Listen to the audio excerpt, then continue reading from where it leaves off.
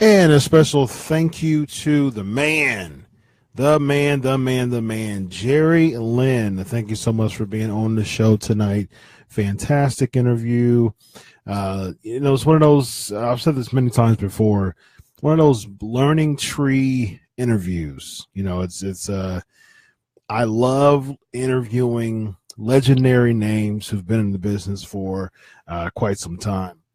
Um, I I personally love it. I love it. I love interviewing people. Some of my favorite people to interview is I've interviewed Greg Gagne a few times. I've interviewed like Superstar Bill Dundee.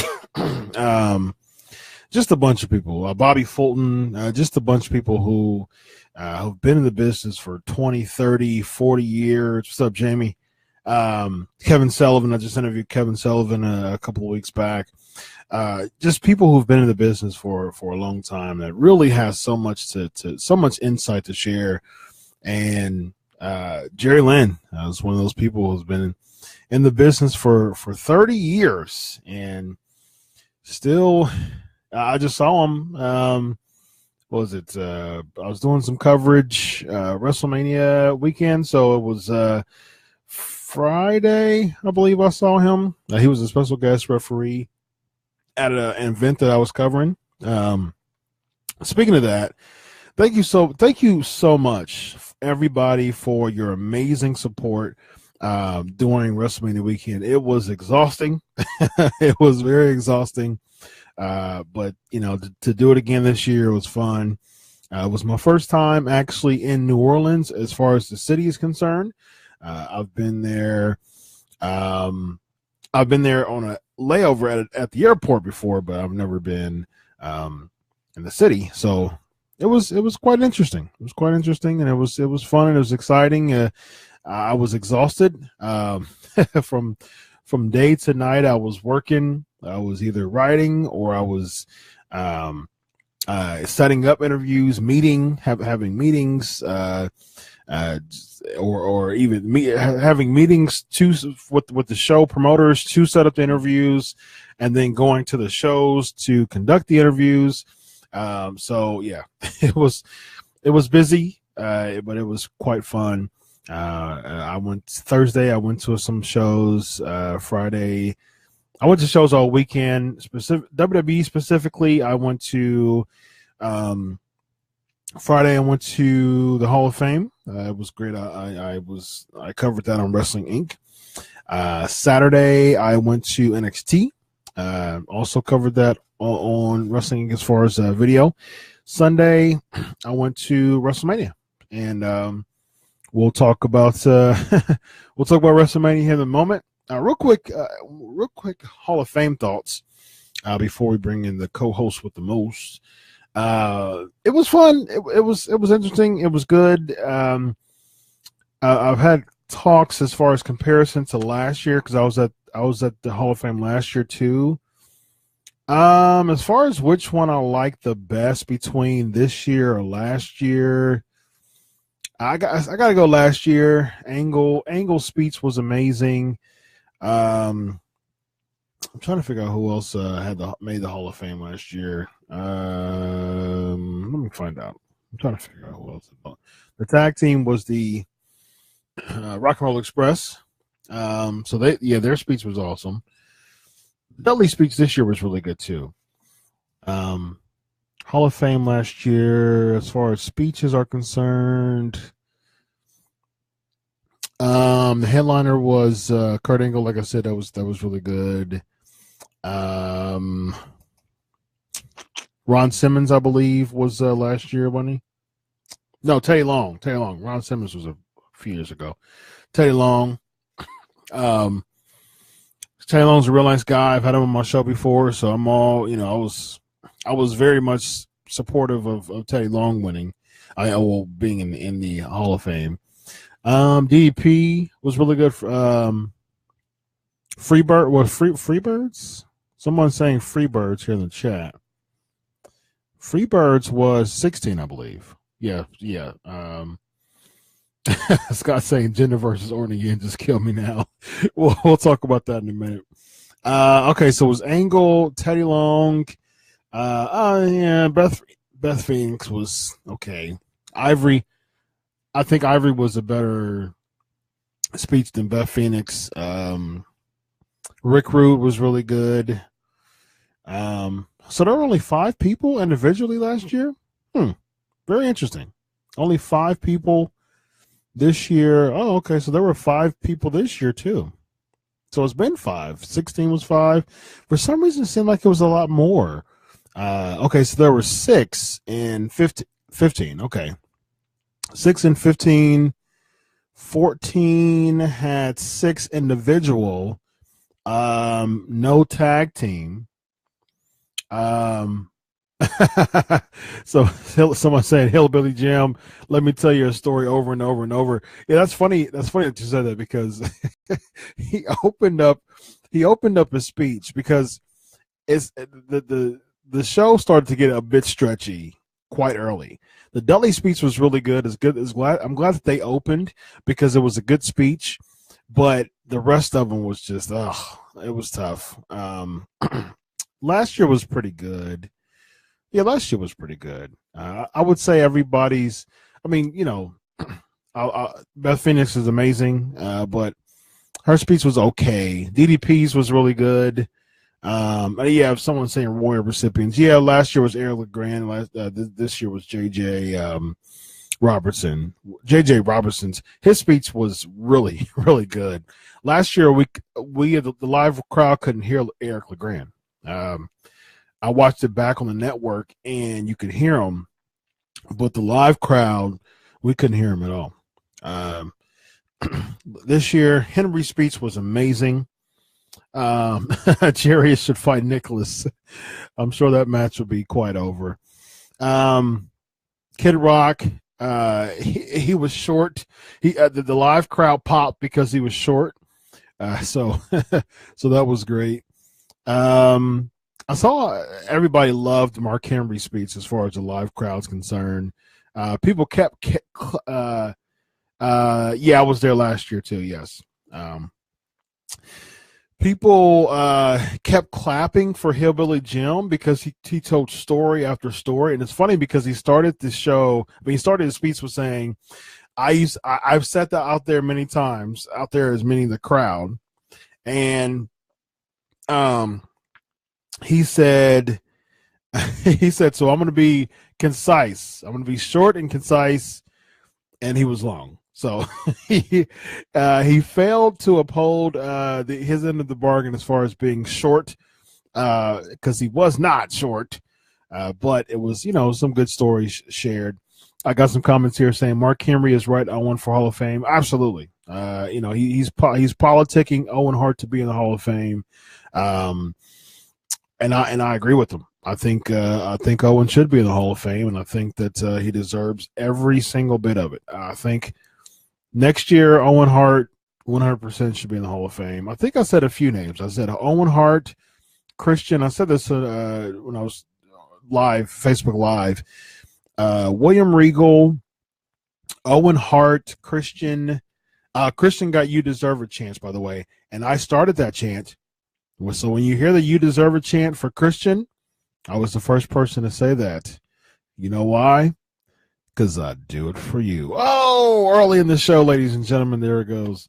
But yeah, I was the first person that started the "You Deserve a" chant, and that was pretty cool. So there's your history when you look at the 2018 Hall of Fame. So, but yeah, I agree. I started because I felt it. Christian deserves it, and I definitely think so.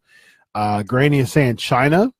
Yeah, I mean, what other women's wrestler would get inducted next year? I think it's China. So I think The Rock is going to headline, because every year they have to have like a black superstar. This year they had Mark Henry. Last year they had Teddy Long. Year before was The Godfather, I believe, in 2016. Yeah.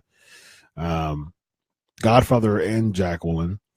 Year before that, they had a minority, so Rikishi. They also had Tatsumi Fujinami. Carlos Colon was the year before that. So they usually Booker T was the year before that. So they have a minority every year. Ron Simmons was in 2012. So they've been doing this for a while. 2011 was Abdullah the Butcher. Antonio Inoki for 2010. So they've had a black or a minority competitor in there for quite some time. I mean, we're going all the way back to 2009 was Coco Beware, Soul Man Rocky Johnson, 2008. So this trend has been going for over 10 years. There wasn't one, Mr. Fuji, but they try to have a black person in there every year for the past 10 years. So I think that The Rock will be, so I see Rock, Owen, so Rock, Owen, Regal, Christian, Bulldog. So there's 5. Rock, Owen, Christian, Bulldog, and Owen. And then the team, they usually have a team next year. I think the team will probably be, I'll say either Midnight Express or maybe, I'll say Midnight Express. I would lobby for the Fantastics. Jason is saying Demolition. Brandon saying it's only right to have The Rock. Yeah, absolutely. I 100% agree with that. The Rock should be in the Hall of Fame next year, and he should headline it. So as far as the team is concerned, probably, someone's saying Demolition, but Demolition they've been kind of involved in the concussion deal that they've been having. So from a legal standpoint, they're not at the right spot with WWE right now, brother. So yeah, I guess you have the Steiner brothers, which absolutely should go in, but the problem with that is that Steiner detests WWE. I've been in a conference call with Steiner, and he doesn't like the WWE, ladies and gentlemen. So that wouldn't be too cool. No, not quite. Not too cool. Eric Bischoff, Hall of Fame. I totally agree with that. I don't know if he'll get in next year. I totally think he should get in, but I don't know about next year. I think I have the 5, but as far as team, someone's saying DX. I was thinking DX, but that would put Michaels in twice. Flair did twice. Maybe the NWO. Yeah, I think the DX would go in before NWO. But the problem with that is that Triple H, that means that Triple H would go in as a group before he goes in individually. So, not quite. New Age Outlaws. No. Let's bring in the co-host with the most. Evan Tech Proud. Let's get in. Let you get in the conversation with this. What tag team is going to be in the Hall of Fame next year? Oh man, tag teams. That was tough. Midnight, are they in? Nope. Midnight Express needs to be in. Here's my thing is, and to me, anybody knows me, Featherstone, then my number one favorite tag team, of course, you're going to say the Road Warriors, but my T13 is the Rock and Roll Express and the Midnight Express over any tag team in history. I feel like Cornette should have been inducted with the Midnight first. Yeah. They did have Cornette induct the Rock and Roll later. But anyway, why not the Midnight? It's got to be the Midnight Express. Yeah. Steiner hates the WWE. He does. But it's not. Poor Rick. Poor Rick, because he doesn't have any beef with the WWE. Steiner's the one who's has so much heat with the WWE. Something Flair told me before, and we talked to Flair backstage at a couple regional promotions. Most of the boys are more scared of Rick than Sky. Believe it or not. The dog-faced gremlin. Yeah, you don't mess with Rick. And granted, we've seen this weekend where Big Papa Pump ain't really as big. He kind of medium size. But hey, look, if Bruno can get into the WWE Hall of Fame, and thanks to Triple H. Yep. If Warrior could have been inducted to the WWE Hall of Fame. Savage. To Triple H and Linda. If Savage. Yep. Did Scott Steiner could. But, that's not going to be for a while. But it got to be the Midnight Express. Why not? Cornette is Cornette, but he still has a relationship with WWE. Yep. Bobby Eaton looks good. He's quiet. But when Bobby talks, he talks extremely fast. Dennis Condrey and Stan Lane. It needs to be them four. And why not? Why not? It has to be. I feel it's due for them to be inducted next year. I'm with you. I agree. I feel the Steiner brothers need to be in. Harlem Heat, they got inducted already. Well, Booker T did. Stevie Ray didn't.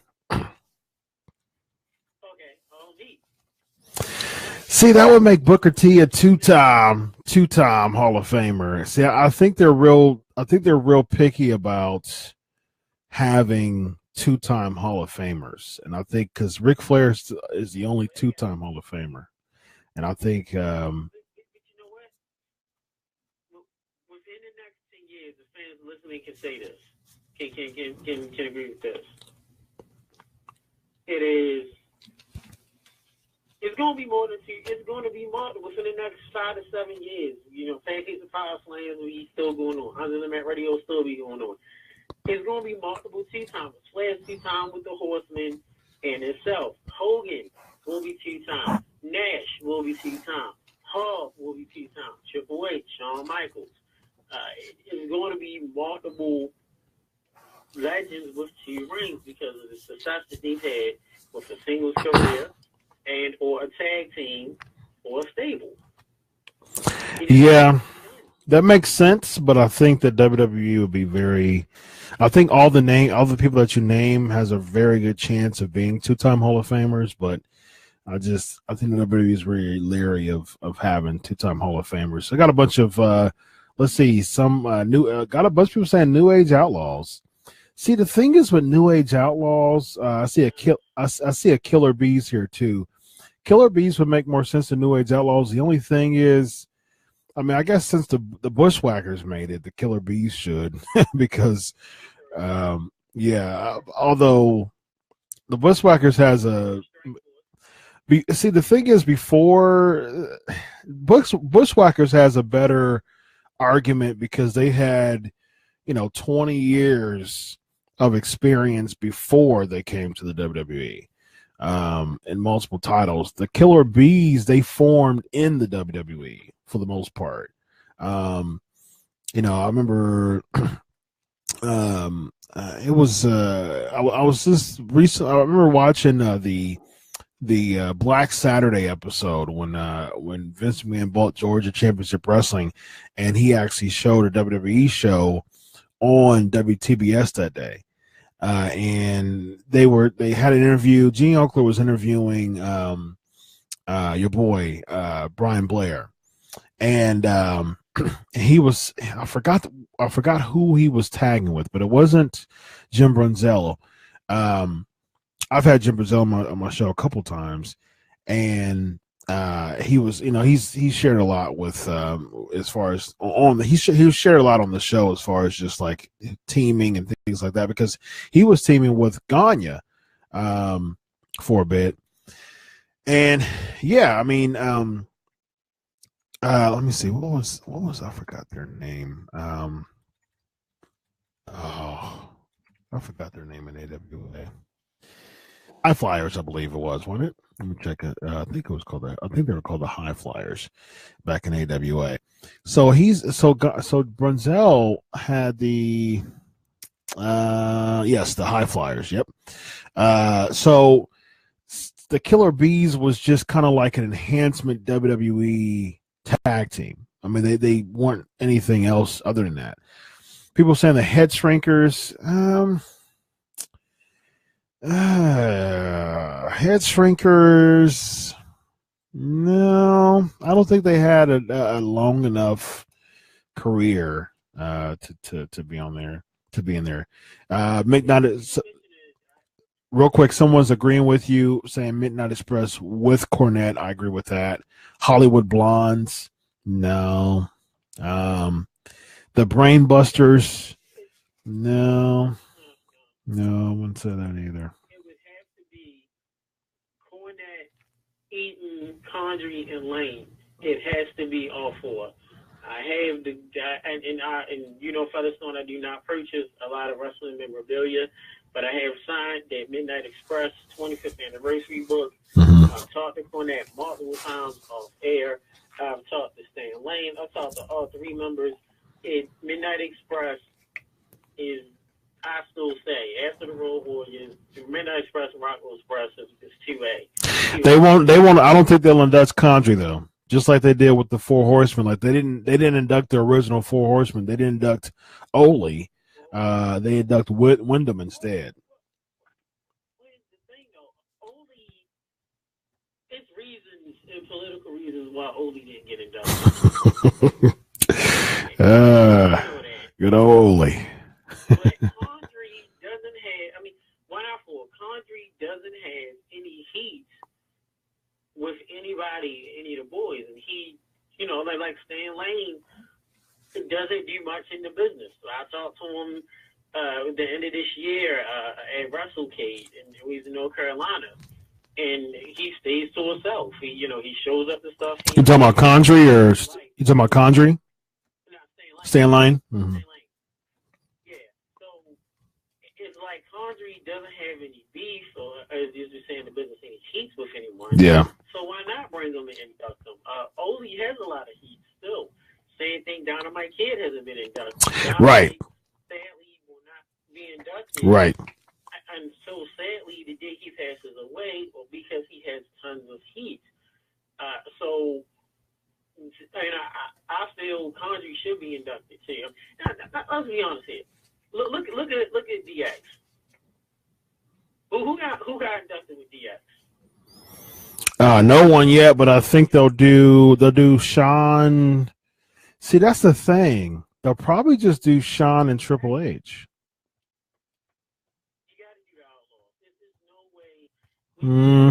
Yeah, Outlaws too. This is no slight to the person because he's a fan of our shows. I've talked to him multiple times. Like he walked past us at Mania, X-Pac. I mean, come on now. When I believe Shawn Michaels got inducted, X-Pac came out. Yeah. Really, if you're going to throw X-Pac in DX. Well, that's there's the click too. So that's one of the reasons why he came out. Which is fine, because at some point X-Pac is going to get a ring. He's going to get some with DX. Yeah, probably DX. He doesn't really deserve the NWO. So yeah. That's my point. X-Pac is with the click, and you throw him out there with DX. But it's kind of like if you're going to do that, you gotta bring Condrey into Midnight. There would not be a Midnight Express if it wasn't for Condrey. Yeah. I agree with you. I think Condrey makes sense. I just don't think that the WWE will acknowledge Condrey being a part of, just the Hall of Fame version of the Midnight Express. And so, yeah, someone saying Sean Walkman equals ratings killer. Someone saying the Nasty Boys. No.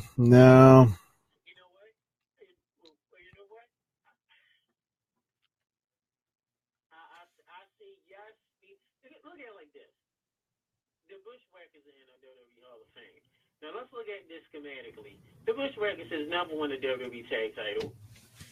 Bushwhacker Luke, if I'm right, or Butch, had the notorious record of the quickest elimination in the Rumble. But yes, yeah, Luke. mainly because of their marketability. Butch, yeah. I'm friends with the man, Coco Beware, Yeah. in the WWE Hall of Fame. And it's not about wins and losses because marketability around that time, you knew him because everybody was a cat character. And with the Nasty Boys would be in. One that their whole culture. Maybe.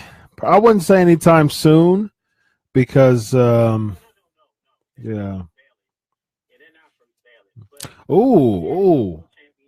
Someone's saying, okay, so I was talking about minorities. They usually have a minority a year, specifically black person a year. Someone's saying Hacksaw Butch Reed. Perhaps.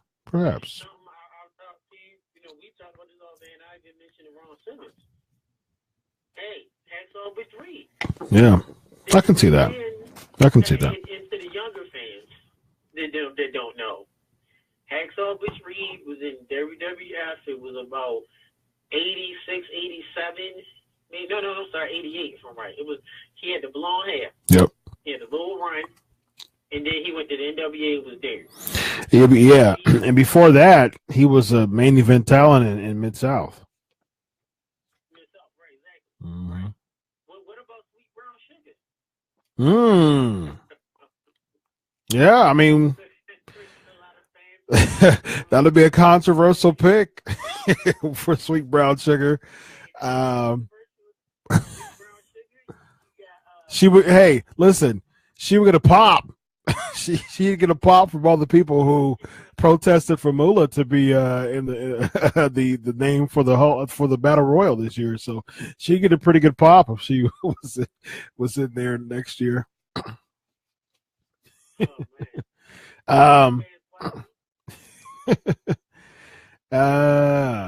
So I see Bulldogs. Someone's saying put British Bulldogs in. They refuse to put Davey as a single, so do the team. They were awesome. Yeah, I mean, I think Davey as a single would be much more probable than them going as a team. Earthquake and Tugboat, no. I can see Luger going in eventually. Probably not the next few weeks, few years. Someone saying Doom, no, because that would make Ron Simmons twice. I don't see that. Bad News Brown, absolutely. I can see Bret Hart inducting Bad News Brown. Yeah, very interesting chat there. Very interesting. All right. First trivia question for tonight. Who did The Undertaker defeat at WrestleMania 21? Who did The Undertaker defeat at WrestleMania 21? All right. Just some live notes from WrestleMania. Let's see. Someone saying, how is Mike Rotunda not in? I could definitely see Rotunda being in soon. Sooner than later. No, not VK Wall Street. Not the NWO Rotunda. For sure. That ain't gonna happen. Man, what NWO was terrible, man, when they got so diluted and everybody was in there. Yeah, someone saying smoking guns. No, that ain't gonna happen.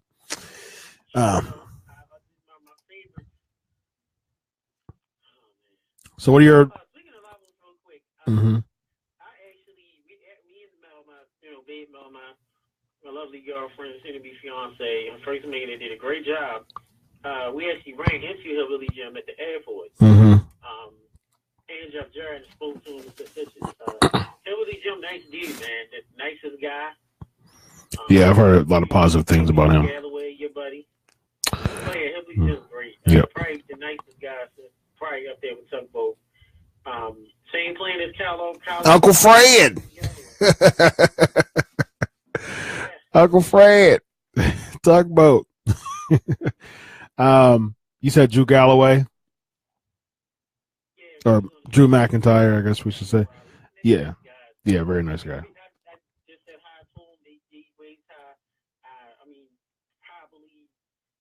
didn't really realize. I mean, I've met Drew before. You know, as a wrestling fan, you could tell he was tired, and Kyle was more energetic. Drew looked tired. He just, you know, he sat all the way in the back of the plane on his laptop. He allowed no one really recognized who he was. He didn't even wear a mask or anything or a hat. He just was to himself, which was cool. I saw Jimmy Hart going back to my layover. I saw Jimmy Hart, and it was and Jimmy Hart and Gerald Briscoe. Wow. Yeah. We have not seen on TV in a long time. Right. Right. And he looks aged now. He looks a lot older than we saw him years ago.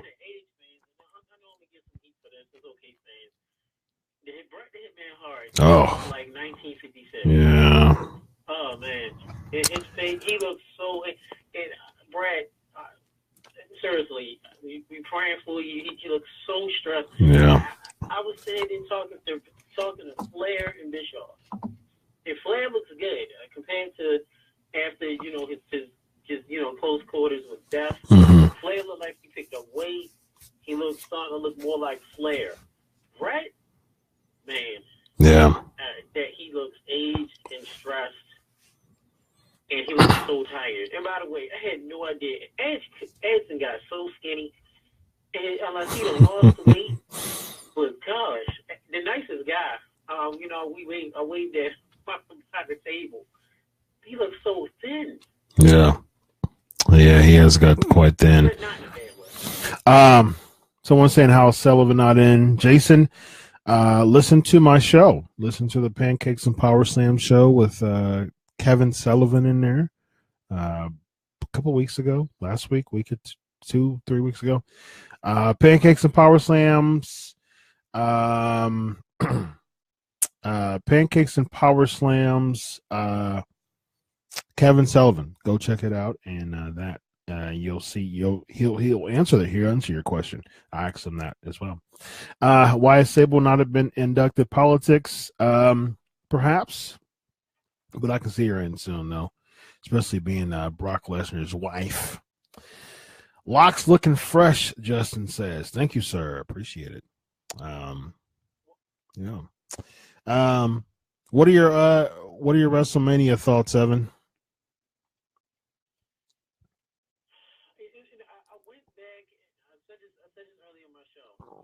I went back and watched it earlier today, and like you, of course, they added a lot with the 3D elements, with the viewing, yeah, with the viewers at home, which I did agree with. There was, of course, things we didn't notice being there live. I thought the show was solid. I would say not better than 33. Nope. Because 34 is solid, and I give it overall about a BB plus. It was long. The crowd, you was there. I was there. My girlfriend was there. It was exhausting. The crowd was exhausted, and it was a couple of matches, unlike 33, where it was like bathroom breaks. Even I feel, I'm sure we'll talk about later. The Daniel Bryan match, at some point, the crowd just lost interest. Yeah. This thing. The emotional toll was in Asuka and Charlotte, and then the Triple H Ronda match. After that, the crowd just got tired. Yeah. By the time they made event, and I don't know if it's okay to say now, I've been to about 4 or 5 WrestleManias. Son of Featherstone, you've been to what? This your second one? Yep. I've never left a WrestleMania. I've never seen this before, even with Taker. It was complete silence after the Rock and Reigns. Yes. Complete silence. Yeah. Even last year with Taker, when people was crying, but people still ain't know it. It was like, Dad, Taker could be it. It's crying, sniffles, but literally 80,000+ people got quiet. Nothing was said. Yeah. Walking to the hotel room. People was chanting New Day or Rusev Day, your favorite. But it was just quiet. It was more like, who's Nicholas? Who is he? Ronda Rousey looked good. But from leaving the seats to outside to the car or people walking, it was utter silence. The way the ending pyro, 3 people off guard, it was like, that's right. Yep. I think because a lot of people were still anticipating something, they weren't ready for that ending. The finish was so odd. It was so bad, and people were. I remember when I was going up, because we sat in the front right. We were sitting in the first row behind the floor, the very first row in the front, and so when we were going up to the exits, there was a bunch of people that were looking at the ring still, standing up, waiting for something to happen. And then the pyro came up, and it shocked a bunch of people because they weren't ready for it. We got a bunch of good comments in here. Someone's saying best made in a long time. That is a very rare opinion. NXT pay-per-view was 10 out of 10 stars. I wouldn't give it 10 out of 10. I think NXT totally smoked Mania, and I was there at NXT Takeover, and it was absolutely amazing. I think it totally just destroyed WrestleMania. Someone saying, Chris is saying NXT was better than Supercard of Honor.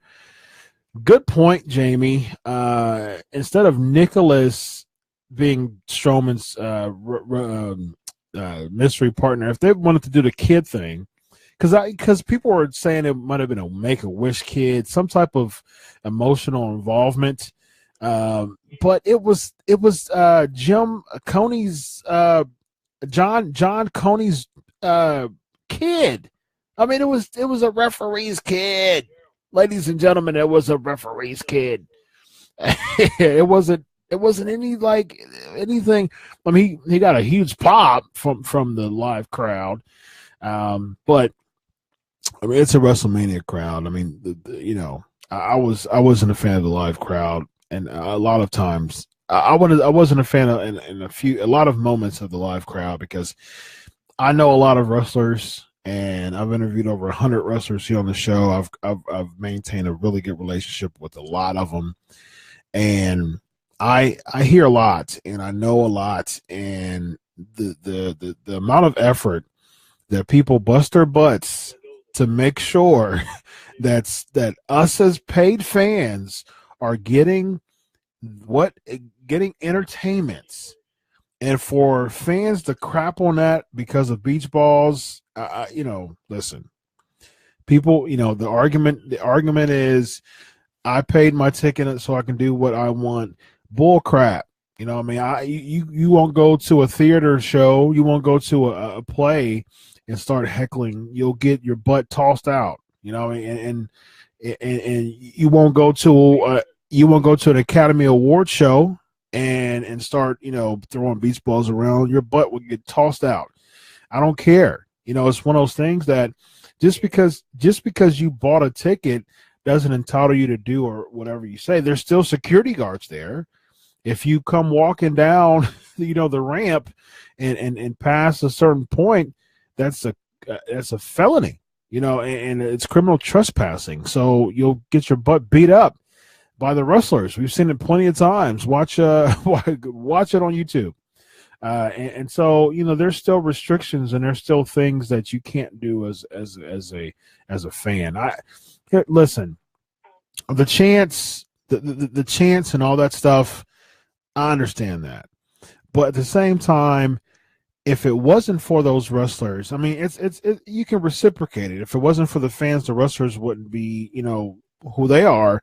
But at the same time, we're here as fans. We're here to watch the wrestlers, and if you're going to crap all over a match, just leave. And that's my point. And this is the Pancakes and Powerslam show, so I can say whatever I want.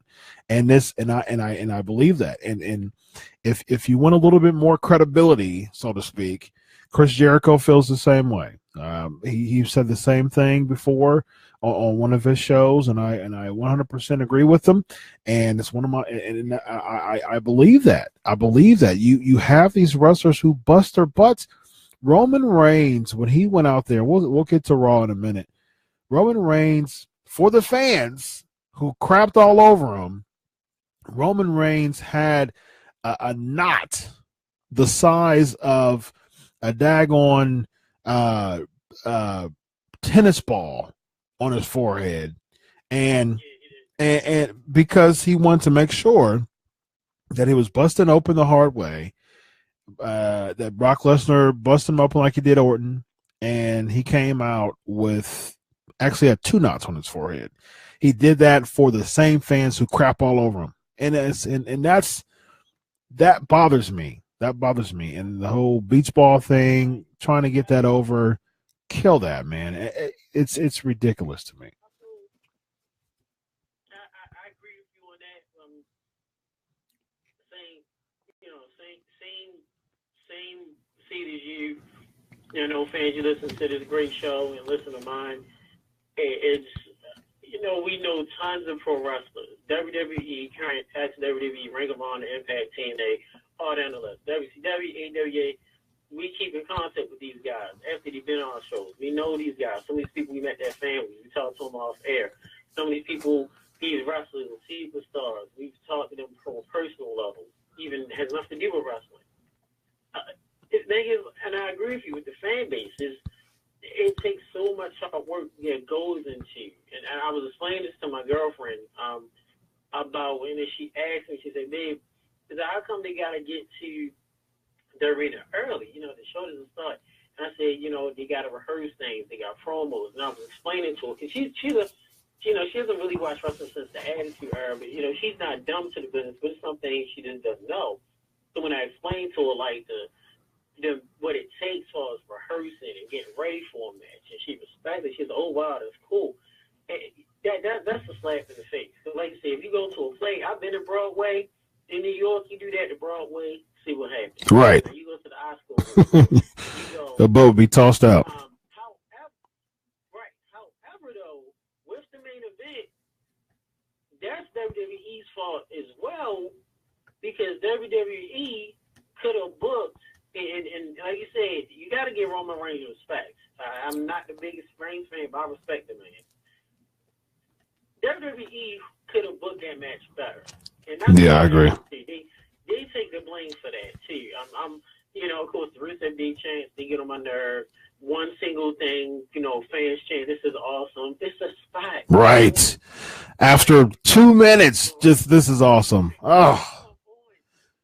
As a matter of fact, you know what? As a matter of fact, this is what marks get for now. There you go. Therefore, all those "this is awesome" crap chants. They chanted it, and you and I was sitting. It was like it's one spot. Like but anyway, to my point, not to get off topic, is their main event. I feel like they deserve Beach Ball Mania. No. Because if it was booked a different way, and it is not Reigns' fault, you can't blame Reigns. And really, you can't blame Brock to a degree because it's who. Well, here's the thing. Brock is sloppy in the ring. I'm not going to be the person that defends Brock Lesnar. That's not going to be me. He's sloppy in the ring. He's been there for 6 years now. He's not wrestled a single Raw or SmackDown. He wrestled all pay-per-views and a few house shows. He does suplexes, and that's really about it. And he's sloppy in the ring, and I'm not going to be the one who defends Brock Lesnar. You can tell, and this is what I don't like about it. He's an attraction. I like the fact that WWE's puts him. I like the fact that he comes in every few months or so. I think that every world champ should be like that. To be honest with you, because we gotta keep rolling because of the formatting for tonight, but I'm going to say this: AJ Styles is one of the greatest wrestlers in the entire world right now, but he is boring as crap as WWE champion, and it has nothing to do with him. He's AJ Styles is absolutely amazing, and in ring, out of the ring, nice guy, just a quintessential WWE superstar. He can have a match. He can have a match with a corpse and and get pops, you know. But at the same time, but at the same time, it's one of those things that you see him all the time, every single week, wrestling and wrestling and wrestling and wrestling. What is there? What is there to anticipate the WWE champ? Because with Hogan, you would have the interviews, you would have the moments, you would have the face-off, you would have the contract sign. You remember back in the day where it was like a table of people, and it was, yeah, you had the board in the ring, then you had President Jack Tunney, you know, and you had like Gene Okerlund, you know, kind of being the facilitator of it, and you had Hogan and you had Andre, and they were facing each other. And it was so much passion and intensity built in this contract signing that you wanted to see WrestleMania 3. But now it's just every single week you see the WWE champion every single week. And there's nothing about the WWE champion that's a dominant figure that looks different than everybody else. The WWE champion looks like everybody else. AJ Styles looks like everybody else. And that's the reason why he's been boring as WWE champion, because there's nothing about AJ Styles from a booking standpoint. Now, he can go in the ring. He's incredible in the ring. Nothing to do with AJ Styles. But from a writing standpoint, there's nothing about AJ Styles that looks different than anybody else on the roster. And if I'm looking at SmackDown or Raw, and I'm looking at it from just a character standpoint, if I'm looking at the show, right, and if I'm looking at it from a character standpoint, people who stand out. So I'm like, okay, so this person, if I get to guess who the WWE champion was based on the writing and the character development of a string of SmackDown Live episodes, I would not guess that it's AJ Styles. I just wouldn't, because there's nothing about him that separates him from everybody else. Someone saying here, like Zeus and Hogan face to face. I mean, exactly. And it had nothing to do with just, 5-star matches. Nothing. And Zeus and Hogan. Zeus had his two hands, and his big thing was smashing his two hands on the head of someone or twisting someone's head. That was all that Zeus did. I mean, but people were more thrilled than that than an AJ Styles match nowadays. It's unfortunate. Still, I think that there might have been there's a lot of comments here. It might have been lost. Who did the Undertaker defeat at WrestleMania 21? I might have not saw the answer. I'm sure that people got it right. It's Kane. Next question on deck is who defeated Triple H to win the World Heavyweight Championship at WrestleMania 21? Who defeated Triple H to win the World Heavyweight Championship at WrestleMania 21? Someone's saying Orton, and that is not the correct answer yet. Go ahead. It's about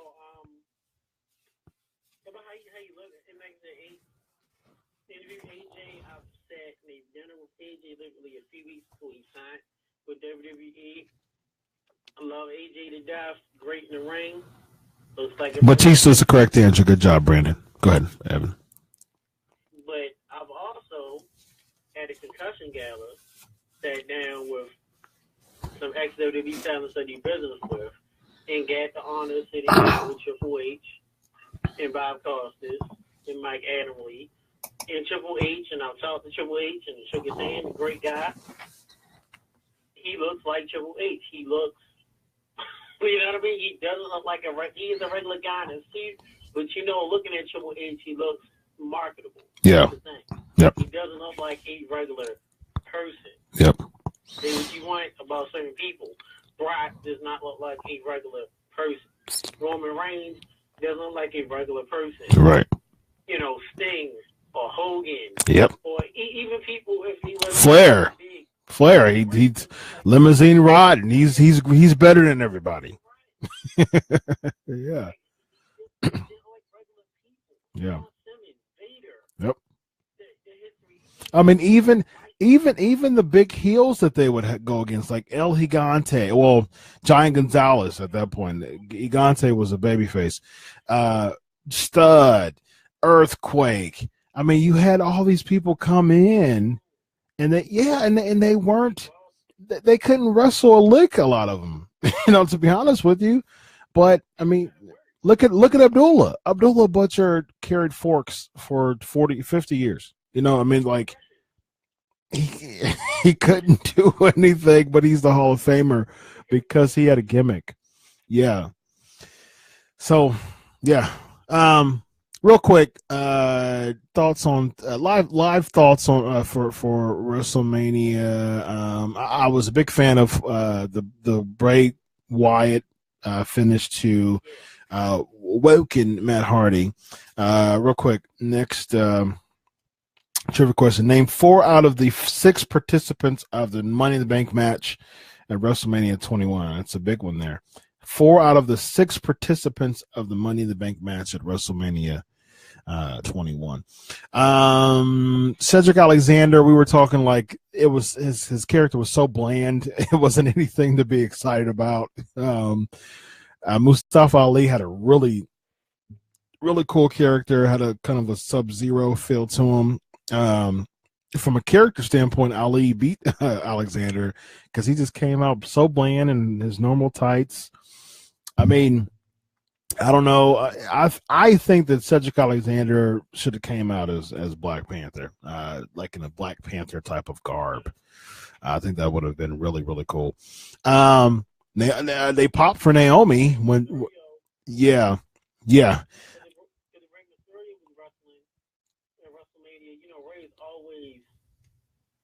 Always had his outfits going by whatever the biggest, right. Marvel or DC character was, or whatever was in pop culture. Mm-hmm. So I agree with you on that. Yeah, absolutely. I've got a question here. Will you be at the next Money in the Bank pay-per-view? No, I don't plan on being on. I was at Fastlane in Mania, March and April. So I've got some media stuff for SummerSlam. So maybe, but yeah, it just depends. Oh yeah, so people just real quick, people pop hard for Naomi when they pop for Bayley, and then they pop for Naomi when she kind of looked like, hey, I'm not eliminated yet, so that was pretty cool. Pop for Rollins when he won, the crowd was really into that. Crowd was shocked, but still popped for Charlotte when she won. United States Championship match was flat, other than the Rusev Day chance. Mixed tag match was probably the match of the night. I would say it was the longest match of the night, and it was, to me, it was the match of the night, not necessarily the best, so to speak. And someone's talking about Rollins.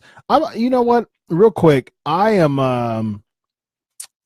I was very anti-Rollins when he was a heel because I thought it was just, I just didn't like him. His promos just wasn't. But I Rollins is one of my favorite wrestlers right now. There's something that's really connected with me for this underdog babyface gimmick that I think it fits Rollins so much because he did it in ROH when he was Tyler Black. I mean, this is how he won the ROH World Championship. He had this same type of gimmick, this really kind of gritty, workaholic type of underdog type of gimmick that he did, and he's doing the same thing now. And to me, it's really connecting, and the fans are connecting with it too. They really like him. But Ronda Rousey, ladies and gentlemen, wow. She showed out. To me, Ronda Rousey's the MVP of WrestleMania 34. She did a fantastic job. She definitely didn't look like this was her first match in WWE history. Yeah, she did. She looked as if she was a pro. Of course, you can poke holes at a few things, but for it to be her first match, she did phenomenal. She did so good, and you could tell that she's been watching wrestling for a long time because the facials are a big deal as well. I mean, she had the facials together, she had the cadences together, she had the entertainment part. She knew how to suck the crowd in.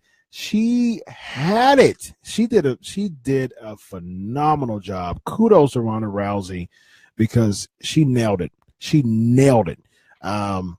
And she had a really good supporting cast by the three of them. And I said this before on my show. I said this match was to put Ronda Rousey over. Someone saying Stephanie really sewed. Yeah, kudos to Stephanie too.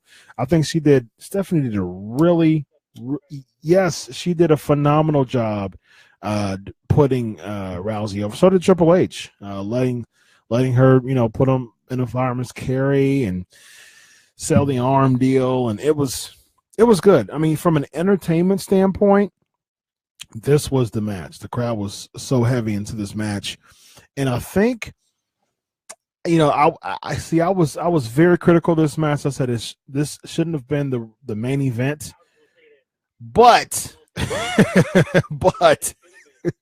this could have been the main event. It would have been a much better main event than what we saw. So I think the crowd kind of turned a corner after that. They were flat. I mean, the crowd were flat. Live crowd was flat during the SmackDown match. I took a picture of it, and just nobody cared that the Bludgeon Brothers won, which was bad. They popped for Taker. Yeah. Yeah, I mean, nobody cared about the tag. The Taker thing, even though he stretched it, and also the other MVP of the night is Elias. My girlfriend just sent me a text. I didn't know Elias did a concert on Bourbon Street. Yep.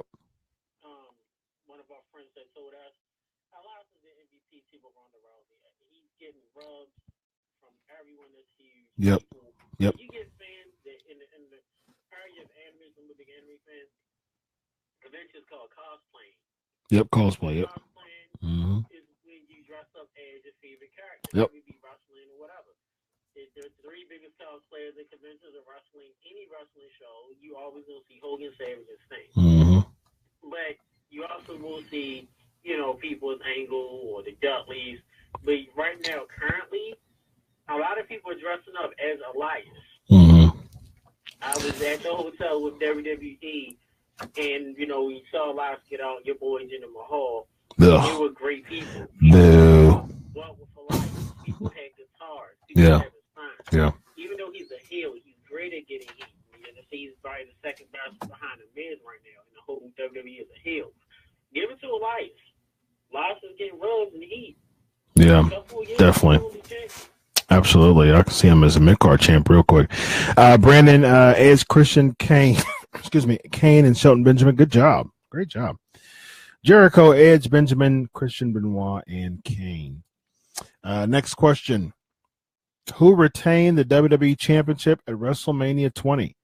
who retained the WWE Championship at WrestleMania 20. All right, we gotta just steam through these. All right, so someone saying that Taker Cena was too short. I disagree with that. I think it was perfect. I didn't want to see a long Taker match. I think the send off was really good last year. I listened to the show every week. I was very, very, very critical of Taker coming back, but this was a good way of bringing Taker back to squash Cena, to get redemption, for losing the reigns in a sense, as far as just kind of reviving the importance of the streak, or just his WrestleMania presence, because losing to Lesnar and losing to Reigns, a few years after that, just really hurt Taker's WrestleMania presence. But I think the match with Cena and it being less than 3 minutes long, it was perfect. It was in and out, and it was good. Of course, they were they popped for Shane, definitely popped for Bryan, and popped for Bryan when he won. But they, the crowd was kind of getting tired at this point. They popped for Jax a lot. They popped for Jax real good. Pop for Nakamura's heel turn because it was unexpected. But yeah, Eddie Guerrero, good job, Eddie Guerrero. Pop for Nicholas. Someone's saying, Austin, I was hoping for ABA to return. No, I wasn't. I'm glad that he didn't. He's 52 years old, 53 years old, and no, I don't want to see a 53-year-old come out in the bike, riding a bike down the ring. What was Taker? I think Taker is 53. If I'm not mistaken. Let me check. The Undertaker is 53 years old. Yeah. So as I said, yeah, they popped for Nicholas, which I share my thoughts on Nicholas. Like someone saying, the Warrior Award winner JJ Robertson should have been the partner instead of Nicholas, which I agree. I think that would have been fantastic. That would have been amazing, actually. Yeah, 53, 65, more than 65. And then, that crapped on Lesnar versus Reigns, and we talked about that. So those are the live notes of Raw. Of WrestleMania. We only got a few minutes left, so let's just tackle these headlines real quick. So let's get to these headlines. Here we go.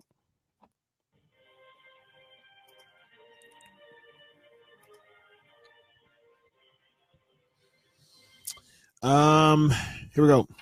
Next trivia.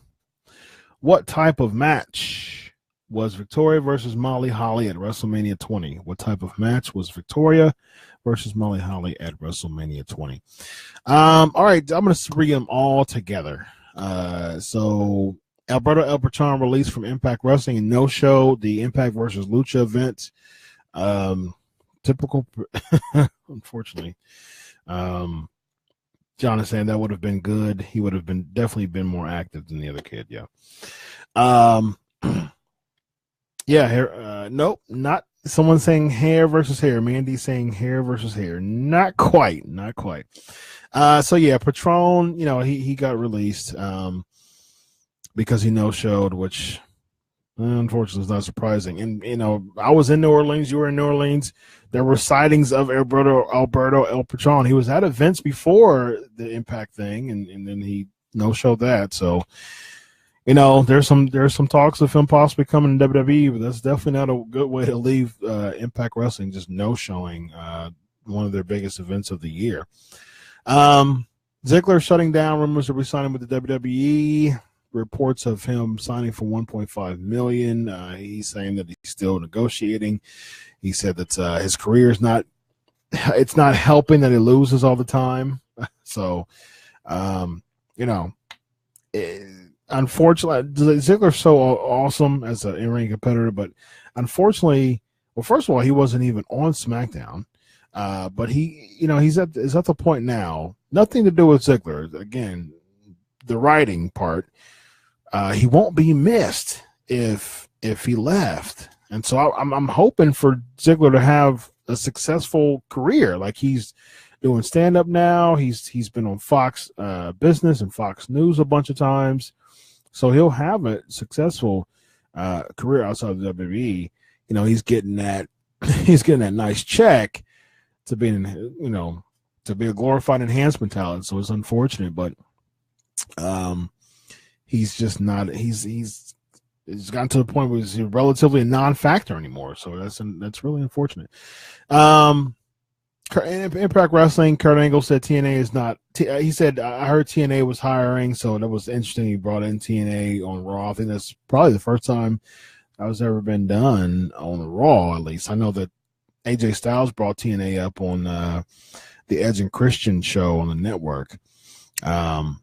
But yeah, that was interesting. And then Seth Rollins saying, he kind of promoting a Shield reunion possibly may happening. We'll talk about the Shield. I've talked about the Shield before too, as far as just the Shield. It was a joke. It was an absolute joke, unfortunately. I mean, you have the mumps, and got a comment said that was funny. I was surprised he said that. Yeah, that was really funny. Got another comment saying, "What's up with HBK's haircut?" Yeah, we were talking about that. It makes him look probably 8-9 years older. I mean, he's up there now. He's 54, I believe now. I think he was born in 64, if I'm not mistaken. Or maybe I think he was born in 65. I think Austin was born in 64. So yeah, he looks older with that cut, but it's kind of combed over now because when he had the long hair, the patent, Shawn Michaels long hair. Yeah, he was born in 65. When he had this patent Shawn Michaels long hair, he had such a receding hairline that he was losing his hair really bad, and now he has it combed over. So yeah, Jeff Jarrett made fun of it at the Hall of Fame. He had a really good speech, by the way. And then Al Snow purchasing OVW. So I've had Al Snow on my show. I definitely wanted to send him a congratulations for purchasing Ohio Valley Wrestling. So yeah, what was the match? This is question on deck right now. What type of match was Victoria versus Molly Holly at WrestleMania 20? Someone said hair versus hair, and that is not quite right. So yeah, real quick, Evan, your Raw and SmackDown thoughts.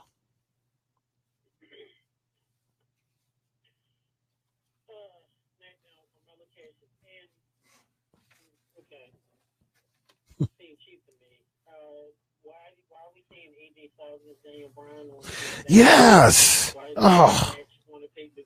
As a matter of fact, real quick, that gets another one of these.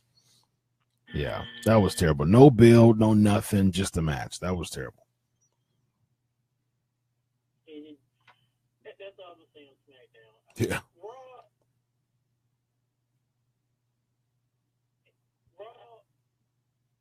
with Raw after Mania, too many people were like, they really pump it up. Mm-hmm. The Raw after Mania was good.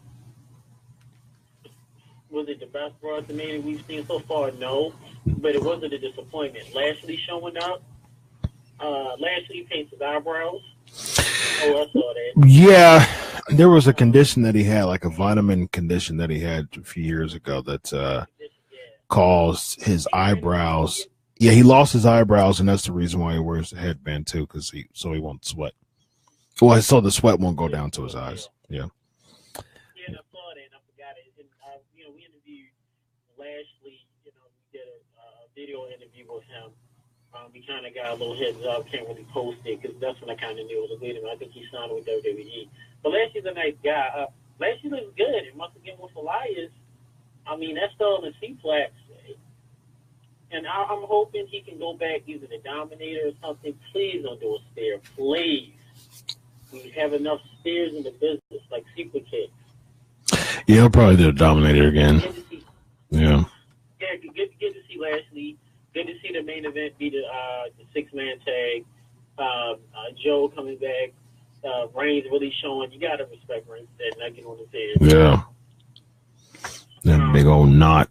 Mount Olympus knot. So,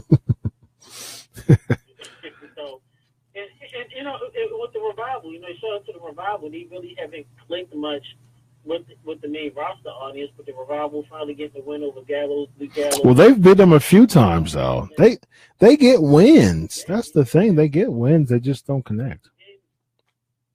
We already know down the line they're going to lose to the Authors of Pain, and now that they're basically pushing Paul Ellering to the side, which I hope either you take Ellering back to NXT, have him groom someone else, or hey, someone Nakamura's a heel. Take Ellering to someone that you want to put over that can't speak English, not really speak English well, or somebody that's not good mic skills. You got one of the last few lasting legendary managers. Use them. Well, the whole point. Well, the reason why they did that was Ellering he doesn't want to travel. So when they got called up, he's done. Yeah. So yeah. All right. So real quick, Stephanie still.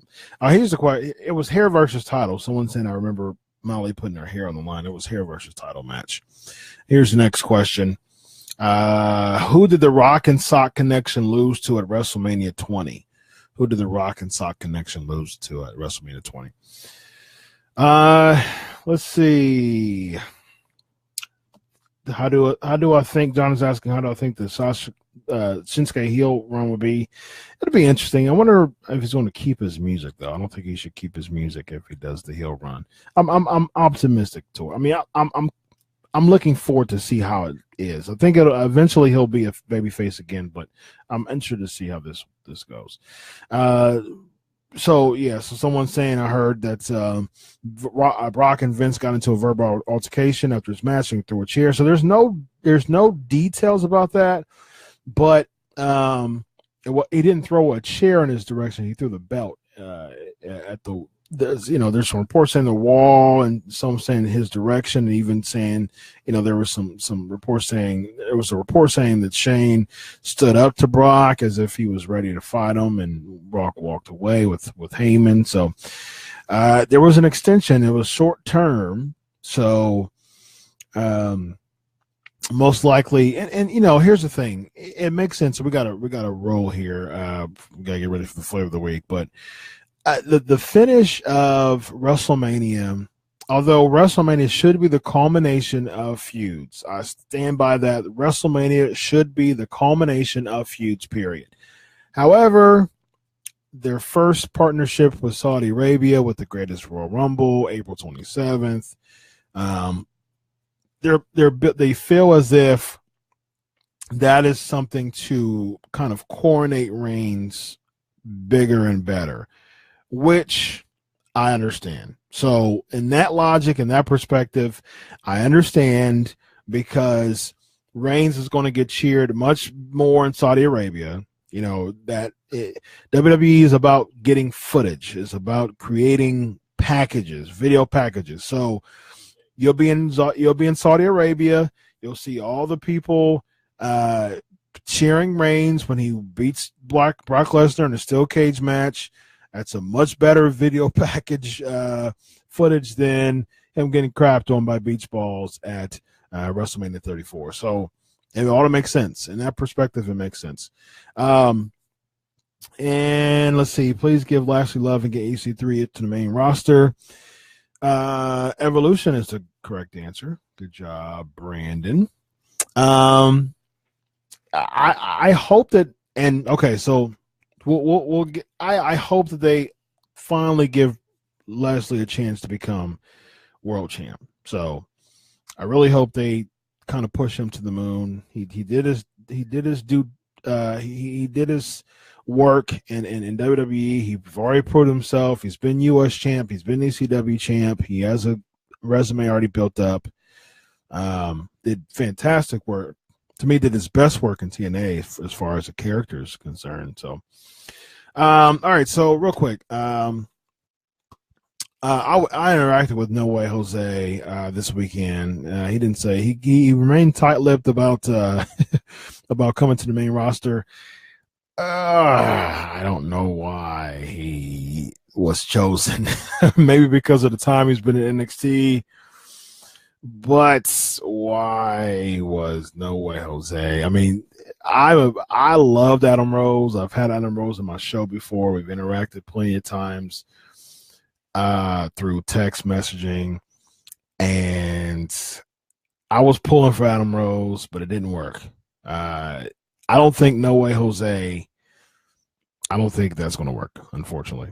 So, someone is saying me either. Sorry. Yeah, I mean that's how I feel. It's like kind of like, sorry. Like I mean, I feel the same way. Like, oh, I don't feel that No Way Jose is a good choice to come up to the main roster. Sorry. I mean, he did very poorly in NXT. I mean, Elias did poor in NXT too, and he worked on the main roster better.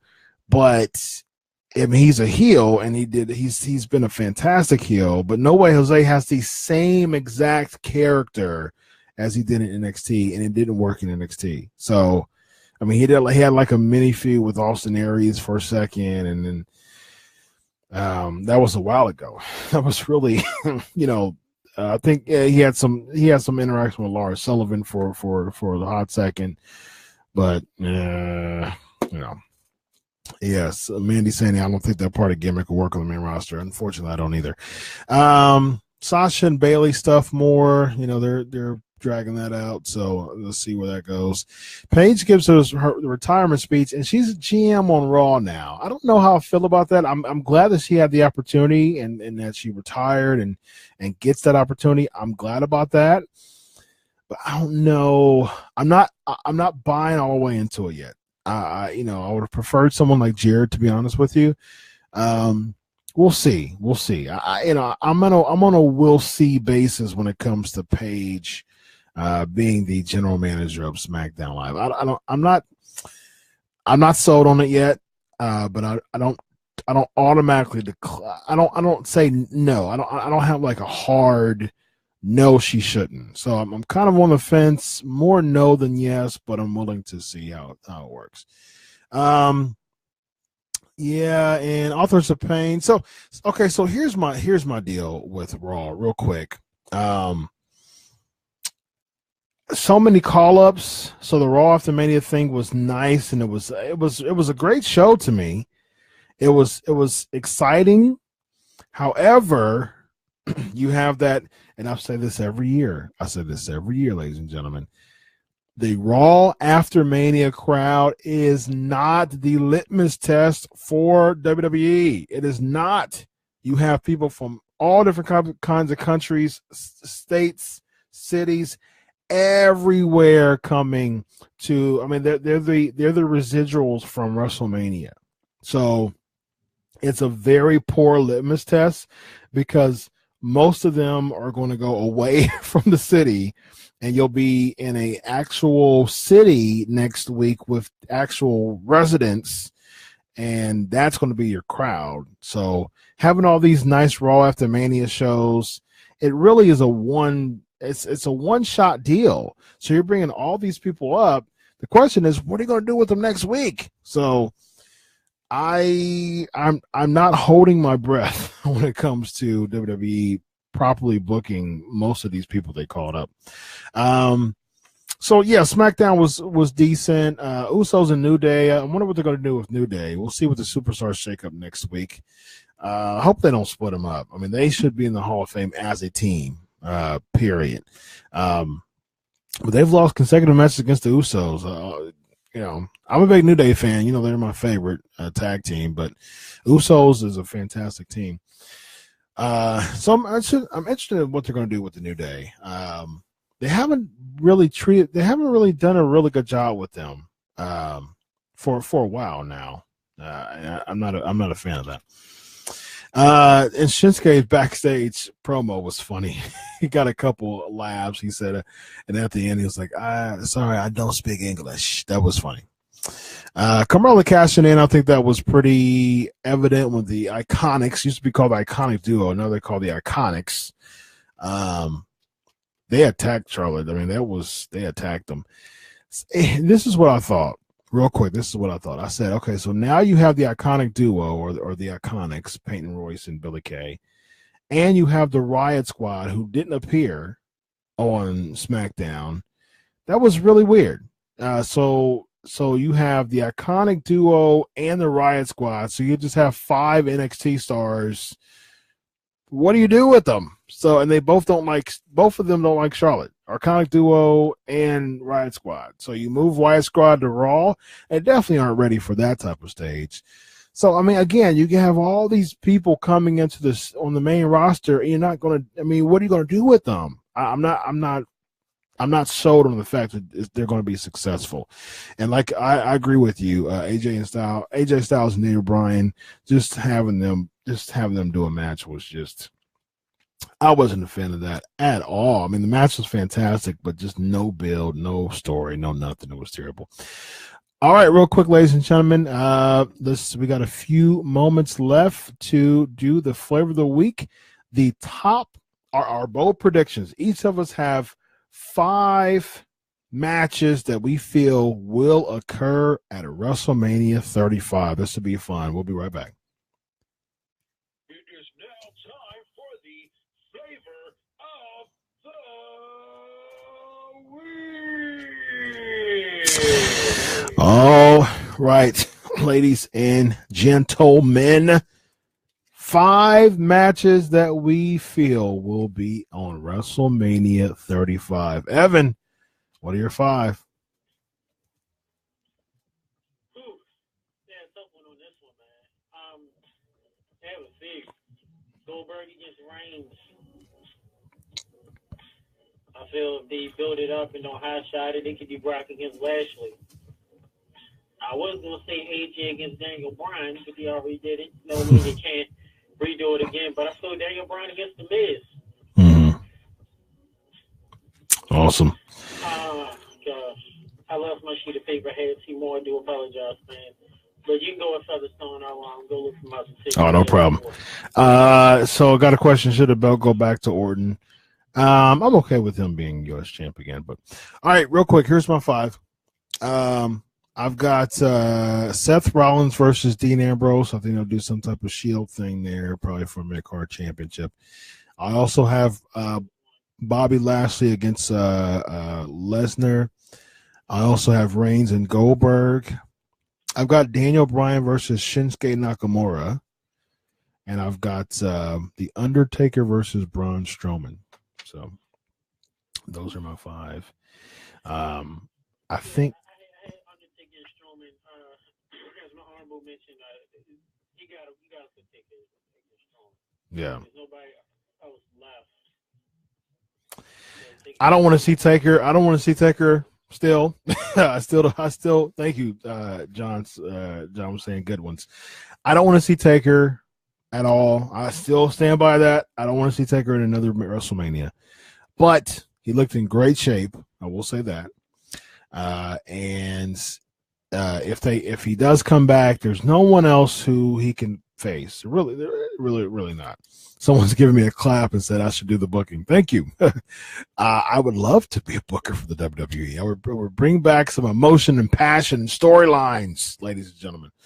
But I think that Taker and Strowman should happen at 35.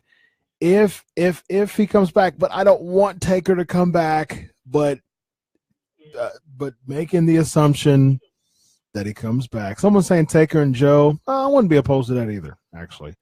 I think Taker and Joe would be cool because I wouldn't want Taker to lose. But I think Taker and Strowman has a bigger marquee feel. But if you keep Strowman babyface, which, I mean, in a year from now, Strowman can go face or heel. But if you keep Strowman babyface, I wouldn't want to see face Strowman versus face Taker.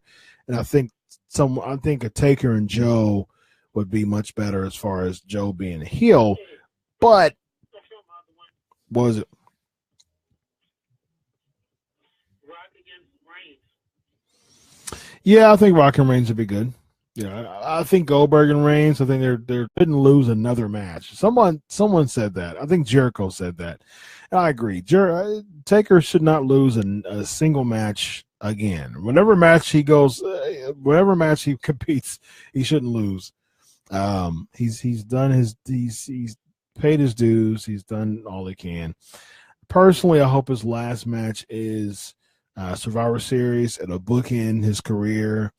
Debuted in Survivor Series 90, 28 years later. He retires at Survivor Series. But I don't want to see him at WrestleMania again. So, all right. I got a few questions left. We'll carry those over to next week.